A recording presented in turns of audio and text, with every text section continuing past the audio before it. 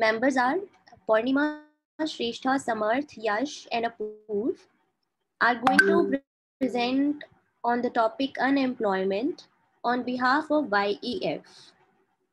We are currently interning with the YEF and we would like to thank YEF for giving us such a wonderful opportunity. It's a pleasure that you guys have joined us today. We chose topic unemployment for our internship for our presentation as it's under our one of the YEF project, which you will came to know in the presentation also. And if you wanted to read our more about our projects, you guys can visit our website also. We will cover different aspects of unemployment issues in our presentation, keeping in mind YEF contribution in this field. I'm very excited to begin our presentation along with my teammates who wholeheartedly contributed to making this presentation so beautiful and effective. So with all of your permission, we would like to begin with our presentation. Over to you, Yash.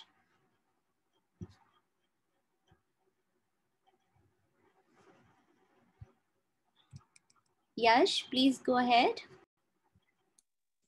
Okay, thank you, ma'am. And good evening, everyone. Yash this side. So our topic today is unemployment, as ma'am said. But before that, let me introduce you about what is YEF and what do they do and what are some of their initiatives and also about the founder of YEF. So here we go. YEF, that is Youth Empowerment Foundation, believes that youth are the arrow to the future. YEF is the organization to give direction to these arrows through their initiatives and programs. Empowering youth to grow, learn, and be the torch bearers for the future is one of the major impact organization aim to achieve. As the youth gets educated, it will ultimately increase the employment rate and will definitely help India in its betterment. Moving forward, this is Mr. Ram Babu Sharma, the founder of YEF. His vision for this NGO is inspired by his own journey. He belonged to a remote village in Bihar. His life has been through many ups and downs. To support his family financially, he decided to work as a child laborer in the factories of Kirtinagar, Delhi. Just to cater to his family's expenses, he worked in many fields like the carpentry, data entry operator, office boy, and etc. He somehow managed with his studies. Life has been too harsh to him. His perseverance to his education finally paid off when he achieved an engineering degree in 2016 from NPTI Guru Gobind Singh Indraprasth University, New Delhi, where he was awarded a scholarship to pursue education further. Currently, he is an engineer at German MNC, where he is working with the cutting edge technology of power generation globally.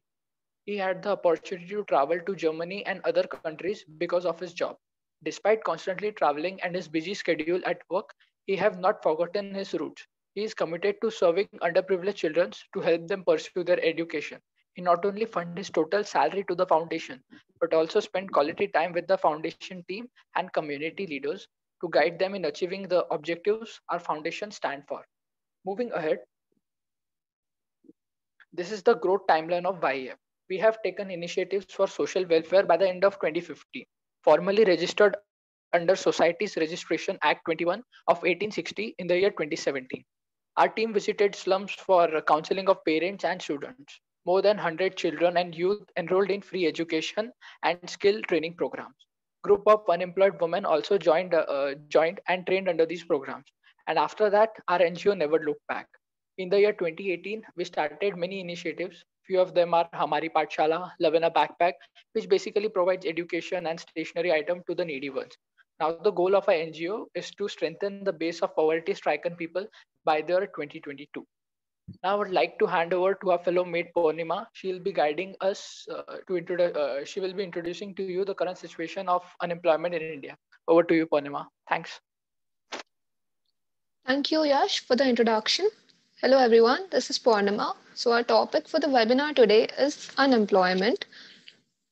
Unemployment is a hot button issue across many of the world's economies, and many governments use unemployment rates to determine economic stability. So, what is unemployment? It refers to the individuals who are employable and actively seeking for a job but are unable to find a job. मतलब लोगों को काम चाहिए है, काम करना भी है, लेकिन they don't get a job. What are the consequences then? High and long term Unemployment can cause significant stress on a nation, as well as unemployed individuals have no ability to fulfill their financial obligations and so can become mentally stressed.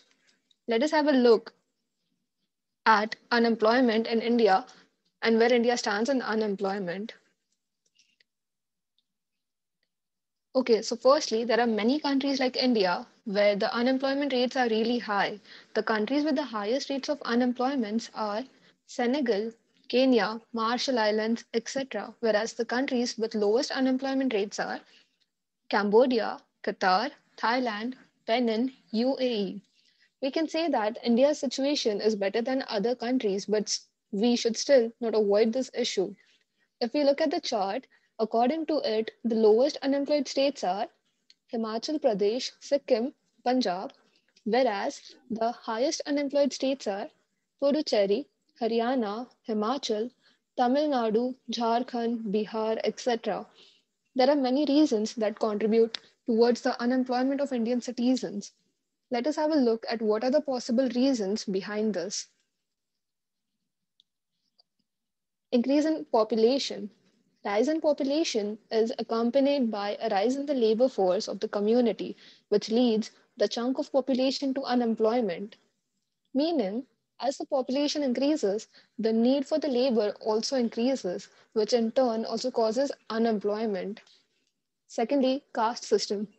In some locations, certain kind of work are prohibited for members of a particular caste. This results in high levels of unemployment.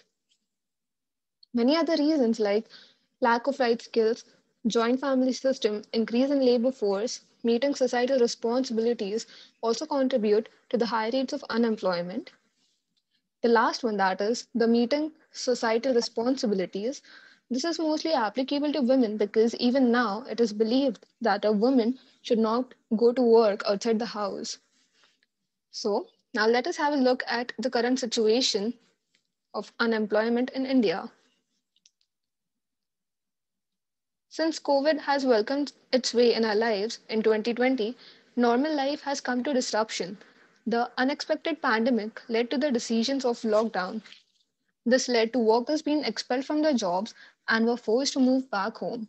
A large number of migrants who are from rural areas but work in the cities got affected. The pandemic has worsened the conditions of migrants in India.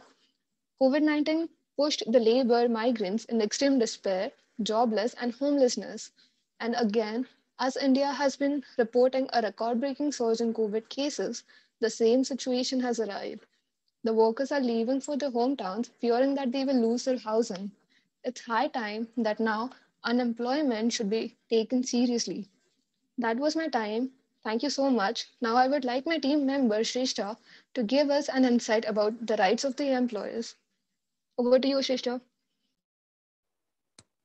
Thank you, Purnima. I'll be talking about the employees' right. So, migrant workers form the largest part of India's unorganized work sector. According to the International Labour Organization, more than 85% of India's workforce belongs to the informal sector of the economy. According to the 2011 census report, there are 40 million migrant workers in India. States having the highest percentage of migration are Uttar Pradesh and Bihar, where the share of total migration is 23% in Uttar Pradesh and 13% in Bihar. These migrant workers often get exploited due to lack of critical skills, illiteracy, lack of information, and bargaining power into low value, and hazardous work. Lack of identity representation and legal protection add to their vulnerability. In the event of the countrywide lockdown implemented under the Epidemic Diseases Act 1897, the Disaster Management Act 2005, amidst the COVID-19 global pandemic, the migrant worker population was shattered. Despite the curbs on transportation services nationwide, the financial uncertainty due to shutdown of all economic and commercial activities leading to loss of livelihood and fear of severe illness caused to the migrant workers to undertake extreme hardship to travel back to the places of origin, that is their home places. Further, I'll be talking about the regulation concerning migrants of India. Interstate Migrant Workmen Act 1979. This act is benefit for migrant workmen. The framework of the legislation is spread over 7 chapters.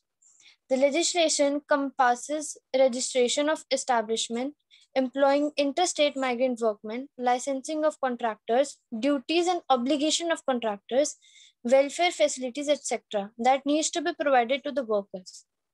Next, Payment of Wages Act 1936. This act ensures the regular and prompt payment of wages. Untimely payment of remuneration is a type of exploitation, and in order to prevent this, legislation came into force. The imposition of arbitrary fines on migrant workers is also prevented. Employees Compensation Act 1923. This act is another important piece of legislation that provides protection to all kinds of workers, including the migrant workers. With the increasing use of machinery, the need of manpower is going down. This leads to comparative poverty of the workmen. Thus, workmen are prone to accidents even at the risk of losing their lives. Therefore, in order to protect migrant workers from such hardship, this legislation was enacted. Equal Remuneration Act 1976. This legislation is proposed to achieve the equal pay for equal work. Motto amongst migrant workers. The Equal Remuneration Act has an overriding effect on any other law or legislation or any court award, agreement, contract or service with otherwise suggest or orders anything. Next, I'll be talking about Minimum Wages Act. The primary purpose of this act is to fix, review, revise, and the minimum rates of wages. This act safeguards the interest of the migrant workers engaged in unorganized sector. This sector of workers is especially vulnerable to exploitations owing to their illiteracy and inability to bargain. The Maternity Benefit Act 1961. This act is intended to achieve social justice for women workers. The Maternity Benefit Act has provisions under it that is all the well-being of the women migrant workers pre and post their pregnancies. The last act is Unorganized Workers Social Security Act 2008. This aims to provide social security to the workers of the unorganized sector.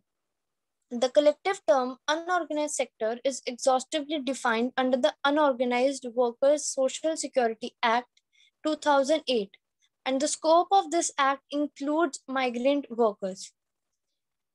Furthermore, rights ensured to workers during the time of disaster. Indian Constitution protects labor rights. This aspect of circumscribed within the preamble, fundamental rights, and the directive principle of state policy under Chapter 4 of the Constitution. The minimum rights are guaranteed in the workplace according to the Constitution. This enables workers and employees to translate economic growth into social security. Integrated development is only possible if all kinds of workers have their fair share of rights. The preamble itself portrays that the Indian Constitution prescribes and promotes social justice for workers. India's Ministry of Home Affairs directed that the movement of migrant workers will be a violation of the lockdown guidelines. It also issued an advisory to the state and union territories to provide adequate food, clothing, shelter, basic amenities such as clean drinking water and sanitation services for all the migrant workers. But still, more than 300 deaths of migrant workers were reported up to 5th May of 2020, caused due to lack of food, physical exhaustion and exertion, road and rail accidents, police brutality, and lack of timely quality medical care. After considering all this scenario, our organization have started this initiative, Project Milap, which my friend Samarth will be talking about. over to you, Samarth. Thank you, Shrestha. Hello, everyone. I'm Samar Sharma. As we all are aware about the current situation of daily workers and migrants, so I'm here today to tell you about an initiative of YEF named as Project Milap. Project Milap focuses on providing help and support to the daily workers, migrant and roaming workmen force, and those people who have no means of earning due to COVID-19 pandemic. Moving further. Now, how we works. So what we do is we provide them with necessary eatable along with the help of local volunteers and several NGOs. YF also raise funds through which people can extend their hands to donate towards this noble cause. Initiatives taken by YEF to support the fight against coronavirus. They are helping blind families in Pune with the help of Sneh Sparsh Foundation. They are helping families residing in the laborer camp Gurgaon with the help of local organization Bachagri Foundation. They are supporting families residing in Gautam colony of Delhi with the help of Chandrajit, a UPSC aspirant to deliver groceries. They handed over 500 Dettol soap to Delhi Bal Ayog for distribution to 500 children below 6 years through Anganwadi. Moving further. These are some pictures of our superheroes. As we cannot help everyone, but everyone can help someone.